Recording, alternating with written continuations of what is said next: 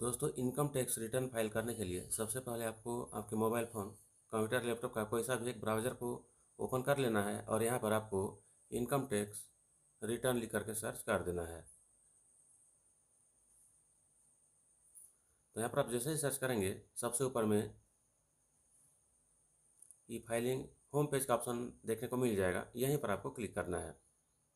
यहाँ पर क्लिक करने के बाद में कुछ इस प्रकार से यह पेज ओपन हो जाएगा, जहाँ पर आपको आपका जो पैन कार्ड नंबर है उस पैन कार्ड नंबर को आपको यहाँ पर एंटर कर देना है।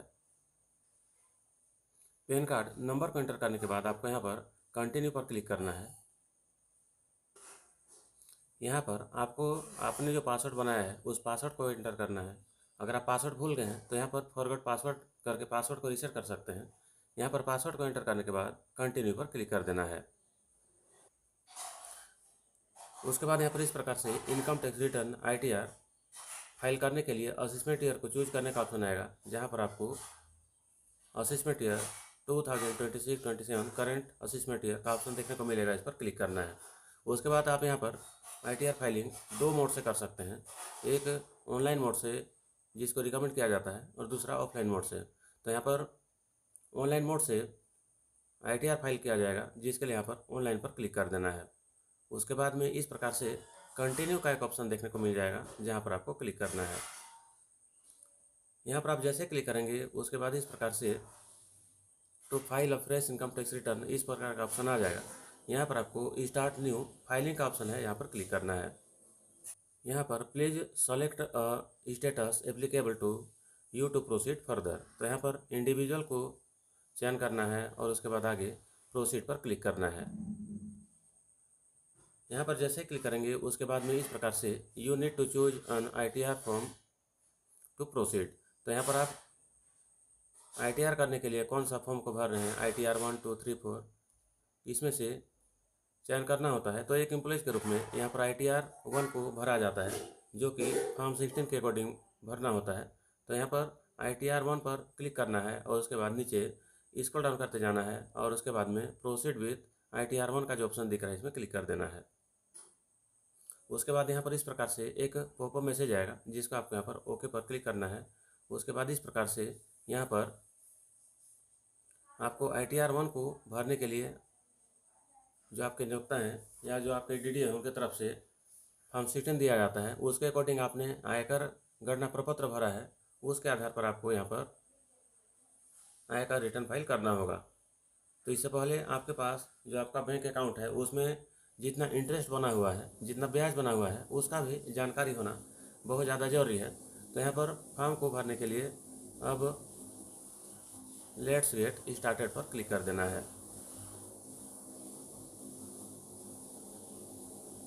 अगला option please answer the following questions to proceed further. तो यहाँ पर इस प्रकार से बहुत सारे ऑप्शन आते हैं, जिसमें से आपको नीचे स्क्रॉल डाउन करते जाना है और यहाँ पर एक ऑप्शन अदर का दिख जाएगा, जिसमें आपको क्लिक कर देना है। यहाँ पर क्लिक करने के बाद में कंटिन्यू पर क्लिक करना है।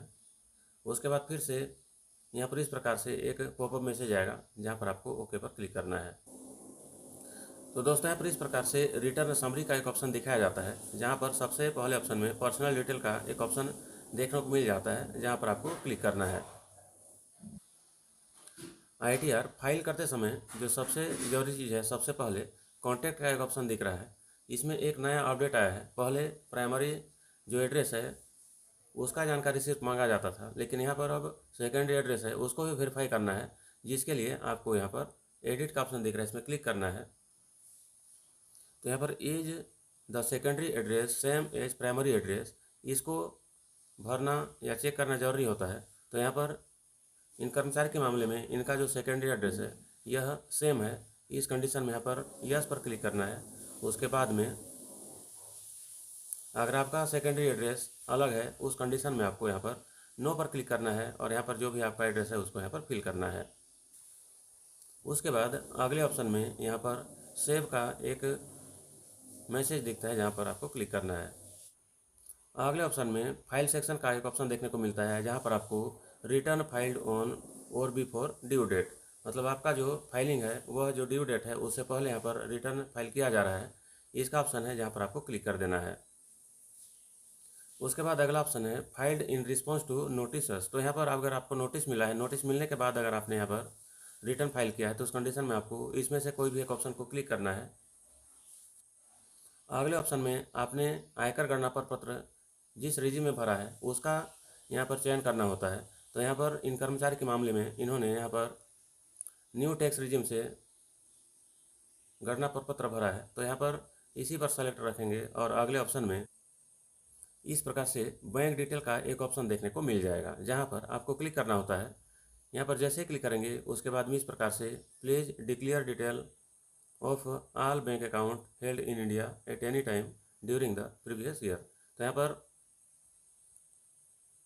कर्मचारी के मामले में, आयकर दाता के मामले में जितना भी बैंक अकाउंट है उसको दिखाया जाता है। तो इस प्रकार से यहाँ पर इसको एक बार आपको चेक कर लेना है। अगर यहाँ पर सभी बैंक अकाउंट शो नहीं कर रहा है तो उस कंडीशन में आपको यहाँ पर ऐड एनोदर का जो ऑप्शन दिख रहा है इसमें से ऐड करके जो आपका बैंक डिटेल है उसको यहाँ पर प्रोवाइड कर देना है। अगले स्टेप में यहाँ पर कन्फर्म का एक मैसेज दिख रहा है, यहीं पर क्लिक कर देना है। अब यहाँ पर इस प्रकार से जो आयकर दाता हैं इनका पर्सनल इन्फॉर्मेशन अपडेट हो गया है, जिसका इस प्रकार से मैसेज आपको देखने को मिल जाएगा। उसके बाद में अगले ऑप्शन में ग्रॉस टोटल इनकम का एक ऑप्शन है जिस पर क्लिक कर देना है। दोस्तों यहाँ पर इस प्रकार से ग्रॉस टोटल इनकम का एक ऑप्शन आपको देखने को मिल जाएगा, जहाँ पर B1 में इनकम फ्रॉम सैलरी इस प्रकार का ऑप्शन देखने को मिल जाता है। यहाँ पर आप नीचे स्क्रॉल डाउन करेंगे तो यहाँ पर आपका सभी जानकारी 00 दिखाई देगा। तो यहाँ पर आपको सबसे पहले एडिट का जो एक ऑप्शन दिख रहा है इसमें क्लिक कर देना है। यहाँ पर आप जैसे ही क्लिक करेंगे उसके बाद में इस प्रकार से यह एडिट करने के लिए इनेबल हो जाएगा। तो आपका जो फॉर्म 16 है उसके अकॉर्डिंग आपको यहाँ पर कितना आपका ग्रोस सैलरी है उस सैलरी को आपको एंटर कर देना है। इन कर्मचारी के मामले में इनका जो ग्रोस सैलरी है यह 7,54,336 रुपया है। इसको एंटर करने के बाद में नीचे स्क्रॉल डाउन करते जाना है। उसके बाद में इस प्रकार से ऑटोमेटिक यहाँ पर जो आपका आयकर गणना हुआ था उसको ऑटोमेटिक गणना कर लिया जाता है। तो इस प्रकार से इन कर्मचारी का जो कर योग्य है यह 6,79,336 रुपया है। इसमें अगले स्टेप में आपको सेव का जो एक ऑप्शन मिलता है इसमें क्लिक कर देना है। यहाँ पर क्लिक करने के बाद में इस प्रकार से अब यहाँ पर B3 में इनकम फ्रॉम अदर सोर्सेज का एक ऑप्शन दिख रहा है, जिसमें 925 रुपया का जो इनकम है यह ऐड हो गया है। यहाँ पर आप जैसे ही क्लिक करेंगे उसके बाद में इस प्रकार से यह जो इनकम है यह interest from saving bank account का ऑप्शन देखने को मिल जाता है, जो कि इस अकाउंट से लिंक बैंक खाता में ब्याज राशि जमा हुआ है, जिसको यहाँ पर ऐड कर लिया गया है। अब नीचे इसको डाउन करते जाना है और अगले ऑप्शन में कन्फर्म का एक मैसेज दिखता है, इसमें क्लिक कर देना है। तो इस प्रकार से अभी ग्रोस टोटल इनकम यह कन्फर्म हो गया है। अगले ऑप्शन में टोटल डिडक्शन का एक ऑप्शन है जिस पर आपको क्लिक करना है। यहाँ पर क्लिक करने के बाद में इस प्रकार से आपको जो विभिन्न प्रकार का कटौती है उसका ऑप्शन दिखाया जाता है। तो इन कर्मचारी के मामले में इनका किसी प्रकार से कटौती नहीं हुआ है, इसलिए यह सब 0 हो गया है। अगले ऑप्शन में यहाँ पर कन्फर्म का एक मैसेज दिख रहा है, इसमें क्लिक कर देना है। यहाँ पर क्लिक करने के बाद में इस प्रकार से जो ऑल डिडक्शन है यह कंप्लीट हो गया है। अगले ऑप्शन में टेक्स्ट पेड का एक ऑप्शन है जिसमें आपको क्लिक करना है। यहाँ पर क्लिक करने के बाद में क्योंकि इनका जो कर योग्य आय है यह 12 लाख रुपए से कम है, इसलिए यह 0 हो गया है। अगले ऑप्शन में आपको कन्फर्म का एक ऑप्शन दिख रहा है, इसमें क्लिक करना है। इस प्रकार से अब टेक्स्ट पर ये भी कन्फर्म हो गया है। उसके बाद अगला है verify your text liability detail, तो इसमें आपको क्लिक करना है। यहाँ पर क्लिक करने के बाद में इस प्रकार से ग्रोस टोटल इनकम 6,80,261 रुपया हो गया है। आपको नीचे इसको डाउन करते जाना है और यहाँ पर यह 14,013 रुपया है। तो यहाँ पर फिर से रिबेट 87A के तहत मिल गया है, जिसके बाद में इन कर्मचारी का जो टैक्स है यह 0 हो गया है। अगले ऑप्शन में आपको यहाँ पर कन्फर्म का एक मैसेज दिख रहा है, जिसमें क्लिक कर देना है। यहाँ पर क्लिक करने के बाद में इस प्रकार से यहाँ पर ये जितने भी ऑप्शंस हैं ये सभी ऑप्शंस वेरीफाई हो गए हैं और कन्फर्म हो गए हैं। अगले ऑप्शन में आपको यहाँ पर प्रोसीड टू वेरिफिकेशन का ऑप्शन दिख रहा है, इसमें क्लिक कर देना है।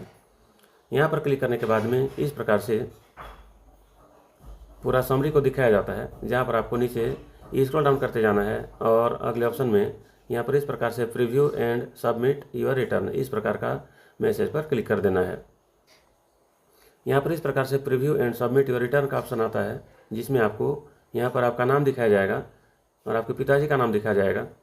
आपको यहाँ पर जो प्लेस है उसको चयन करना है और उसके बाद में नीचे स्क्रॉल डाउन करते जाना है और यहाँ पर प्रोसीड टू वैलिडेशन का ऑप्शन दिख रहा है, इसमें क्लिक कर देना है। तो इस प्रकार से यहाँ पर आपका जो ITR फाइलिंग है यह कंप्लीट हो गया है। Validation successful, no error were found, इस प्रकार से मैसेज आता है, जिसमें आपको अगले ऑप्शन में प्रीव्यू पर क्लिक कर देना है।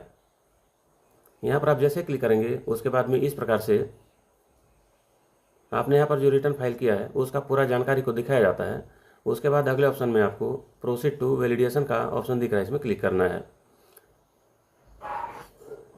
तो यहाँ पर इस प्रकार से वैलिडेशन सक्सेसफुल का मैसेज आ गया है। अगले ऑप्शन में आपको यहाँ पर प्रोसीड टू वेरिफिकेशन का ऑप्शन दिखता है, इसमें क्लिक करना है। आपने यहाँ पर जो आयकर गणना रिटर्न किया है उसको वेरीफाई कराना होता है, जिसके लिए आपको यहाँ पर 3 तरीका देखने को मिल जाता है।